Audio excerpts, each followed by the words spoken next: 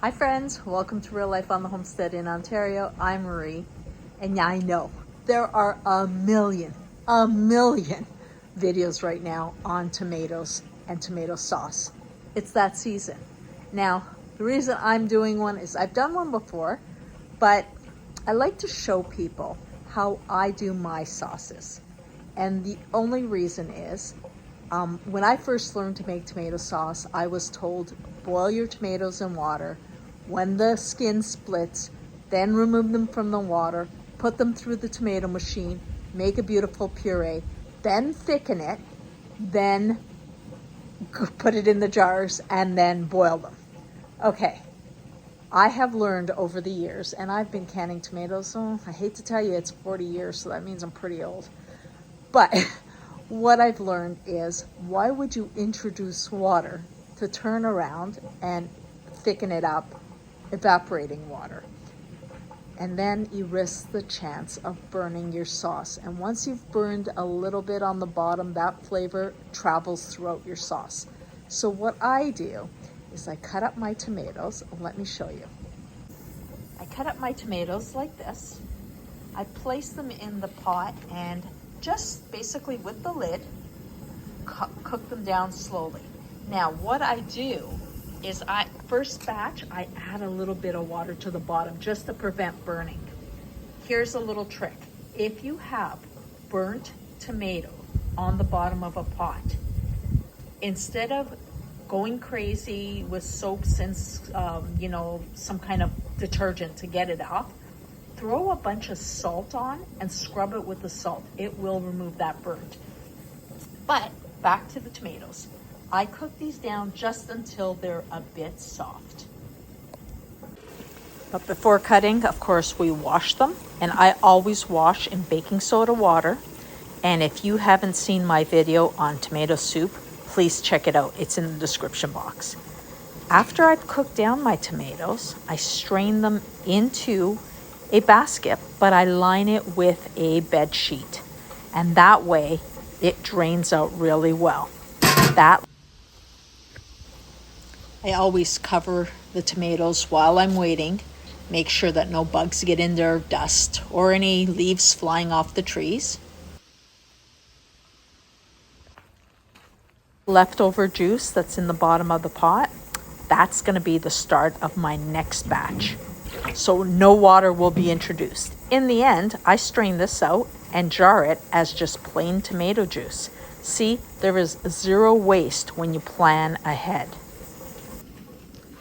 See, this is my second batch, and because I started off with the tomato juice, it's cooking down so much faster. I'm going to do about 3-4 pots of this. I've got 6 bushels of tomatoes to work on. So see how great that hot liquid helps break down the tomatoes? And remember, there's going to be no waste because the juice at the end is going to be tomato juice. And my scraps, they're here, they're going to go to the chickens. Honestly, if you haven't seen my video on how to make homemade tomato soup, I'm going to link it below, because why would you want camels full of all those chemicals when you just got a huge batch of steam? But here I am water bathing my tomato soup. So why would you want, all those additives to your tomato soup when you can make shelf-stable, that's shelf-stable tomato soup to have all winter long? I'm going to link that below. So now it's time to put these through the machine. And it will be so thick because there is no added water. So it takes a little longer to go through, but I'm fine with being patient. Look how beautiful this sauce is. Yes, I do own a splatter guard. Protects me from getting sprayed by the tomatoes, but I wanted to have a full effect. Look at that thickness.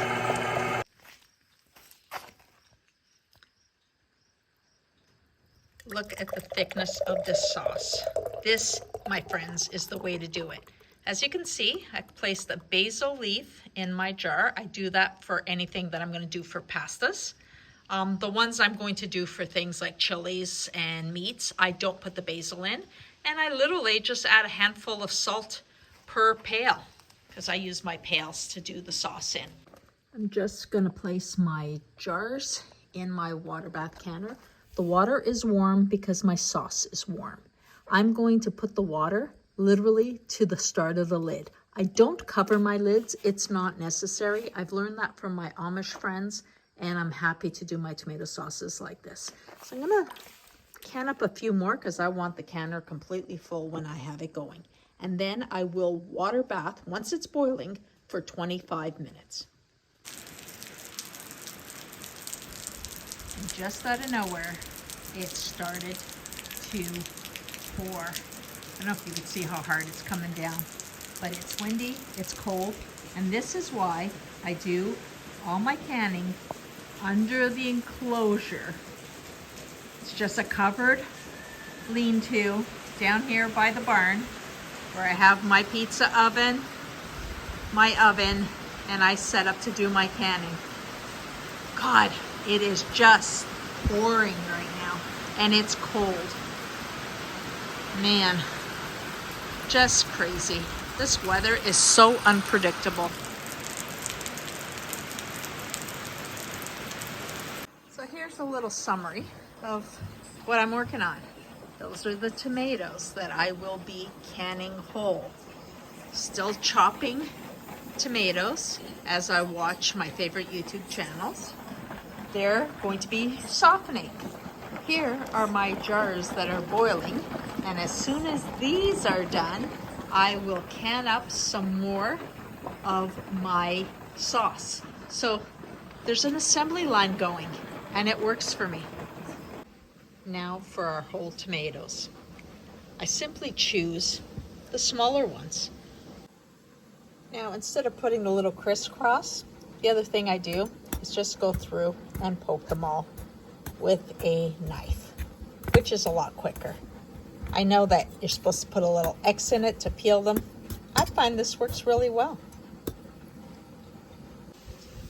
Then, to make it easier to peel, I am going to put them into my tomato juice after I strain all the tomatoes. So all I need to do now is use that tomato juice. Now by adding the tomatoes to the tomato juice, I can scald them to make it easier to peel without introducing any water. So the sauces are looking great, but I have an opportunity to show you something. Can you see? There is liquid on the bottom of this, and I have seen people on many posts. Oh, actually, I see one with a little bit more. I see people constantly posting, asking if their tomatoes are ruined. No, that is the tomato water. And tomato water sometimes goes to the bottom, the pulp floats to the top. It's part of the tomato. It's okay. That will be part of your sauce. So if you see this happening, absolutely normal. It's still good. This is going to be interesting because I'm doing this one-handed as I don't have a tripod here. So the tomatoes have been sitting in the tomato juice, and I'm just going to pull that out, place it on my countertop here, and see how easy the tomato peeled. That is so much easier than scalding your tomatoes. They're still hot as hell. Scalding your tomatoes, and then I just place them in a jar whole. I hate leaving you in limbo. So here's some of my tomato juice. Just want to show you. There's my jarred tomatoes. I'm letting them cool just on the counter a little bit. I top it up just to the fill line.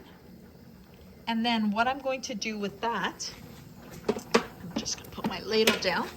What I'm going to do is clean my rim really well, and I will water bath this for 20 minutes at a roaring boil, and that's it. Those are my whole tomatoes, and this is the easy way to do it without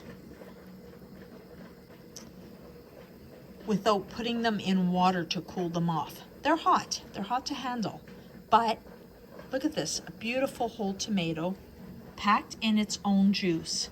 This is the way to do it, folks.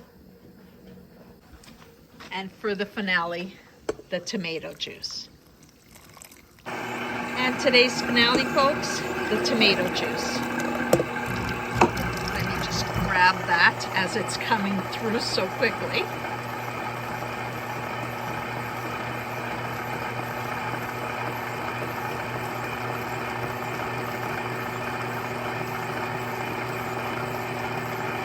Put this into a mason jar just so that you could see how beautiful this tomato juice is.